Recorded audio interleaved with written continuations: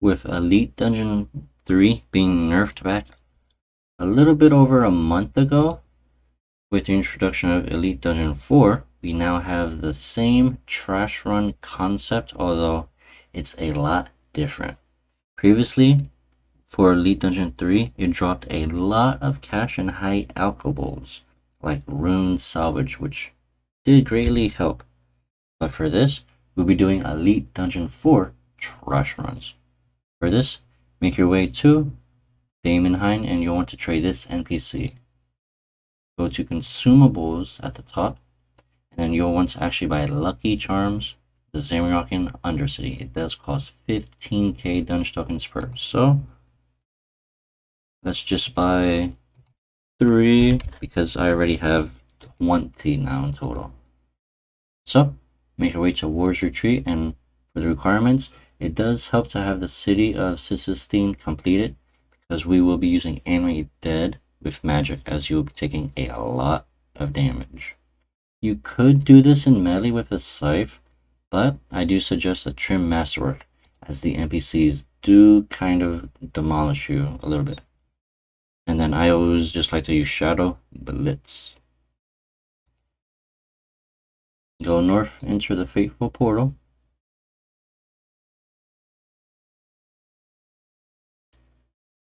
Go and click on this little pulley, and you want to hit option 2 and option 1. For here, go north and pray magic. And of course, it does help to run. For here, you want to kill the dark wizards that are guarding the barrier at the very top. As for the weapons, you'll want to use dual wield only if you have greater concentrated blast, which is from Care Pack. If you do not have that, if you're like an iron player, it's better to use a staff in that case. And then if you're a main account, you can just buy the greater concentrated blast for about 160 mil, which isn't too much, although I think I bought mine for about 62, 63, something super low on that because it was before dual became like a super good thing. Anyway, once we kill those, we'll, instead of going north, we actually want to kill all of the majors that are to the east and southeast of the area. While you are killing them, you do have a chance for your Lucky Charms to proc. The items that does help that they give you is the Hydrix Bolt Tips, Sirenic Scales, and Onyx Dust. Very, very rarely you're able to get Slithers of Magic, Power, and Strength, which is for the ring upgrade and the glove upgrade, along with some little additional passives for increasing your Hex Hunter, Terrorsoul Maw, and the Inquisitor's Staff. So it does help in the long run while you are doing this, as you will need a lot of them. I believe the most you will need is 15 for one piece, and then the others will be like 10 and then 8 or 9. Now that we kill those mages, we want to be very careful and go north. I like to always step on this last market stall, and it will aggro pretty much everything. And as the War Priest of Chaos is running, you'll just want to target that because the Hellhounds luckily do block it. Even though it looks like you could just like walk around, but NPCs do get stuck, which I mean, I don't mind. That's damage for me. After that, finish off the Hellhound.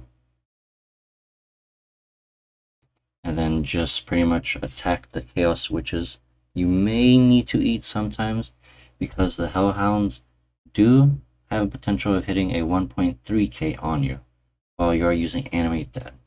And of course you could reduce that damage by using an overload, but just for the sake of this video I won't be, just so I won't be wasting them too much, and then it doesn't really impact it greatly, because on average you can expect a run to take about 3 minutes. And then these Zamorakian occultists to the northeast of me, we will actually want to skip them because they do not benefit from us. So let's go right here and attack the Chaos Witches. It may take a while, but the Zamorakian cultists to the west will actually aggro on you. It's just they only aggro when the Wandering One sees you, in which case then you can start attacking them. And then if you do end up taking a little bit too much damage, you can stand right here and it will get stuck behind the witches. So just in case you're taking like super much damage, if you are doing this with not Ganodermic, but like super low level magic armor and gear, maybe subjugation, as these will probably smack you. And then let's kill this Chaos Witch to gain access to the Greater Human Savage, but you won't be doing that. Teleport back to War's Retreat. If you use Excalibur or have it, click on the Altar of Prayer, stay by the bank for your health to regenerate. Once that is done, return back to the Fateful Portal. You can also get 100% Adrenaline and then Sunshine while you are on the 4 witches. So, hit option 2 and option 1. And now, we repeat that. So, keep going north. And I have done this for a total of 11 hours of testing. So, from all of that, the minimum drop that you should expect to get will be 5.8 mil GP per hour. That does include you dismantling the Mithros Savage, as you will see shortly. The most I have gotten was 6.7 mil because I got super lucky with an onyx dust and the hydrix bolt tips that sometimes when they do proc, you'll get 25 onyx dust. And if you have the 20% chance for the drop to double, that will be 50 onyx dust. In my case, it does affect the GP per hour. So let's quickly go to the chest and we'll talk about the loot.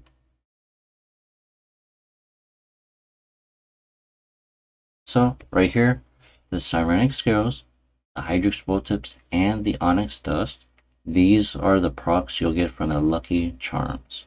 Very rarely you'll get those 3 slithers, which are used for upgrades. And then the profit may not seem too bad for main accounts. If you're an iron player, this is actually horrible because you do not get the Rune Savage very often. You get a ton of small plated Mithral Savage, in which case they out for 1,200 coins, which is pretty bad. But again, if you're main account, you can just sell everything on the Grand Exchange, and you can expect to get the about 6 mil GP per hour, which does include the cost of eating sharks and your runes cost, unless you're using the Angua Nesting spell or Insight Fear, as you'll be using too much fire and water runes. And I did not get yet, but if you get a Zamorakian sigil looking icon, you'll actually want to dismantle that, as it gives you 3 components for the Zamrock. And now for the XP rates per hour. Again, this is just using magic dual wield. You can expect to get a max of 280,000 magic experience per hour, which is actually not too bad considering if your main account, you can sell the loot for 6 mil GP per hour minimum, which does give you a little bit of AFK time, as if you have auto retaliate on, you could go to a cluster of them and then just let your revolution bar kill them. It's completely up to you. In which case, this is why I have done the 11 hours of testing to figure out if it is good or not. Lastly, the amount of charms you get are pretty good, but you will expect to get an average rate of 96 blue charms, 115 green charms, which is useful for the unicorn pouch, 30 gold charms, and then you get 0 crimson charms per hour. Those are just like the averagely rate. Sometimes I did get lucky and I got 113 blue charms, which I found was not too bad actually. I mean, it's pretty good. And then the green charms, I think, well, we finally have something good that drops green charms, because previously nothing in the world dropped that. But with that, thank you all so much for watching this trash guide on Elite Dungeon 4. With that, thank you all so much for watching and enjoy the rest of your day. Don't forget to like, comment, and subscribe, as it really does help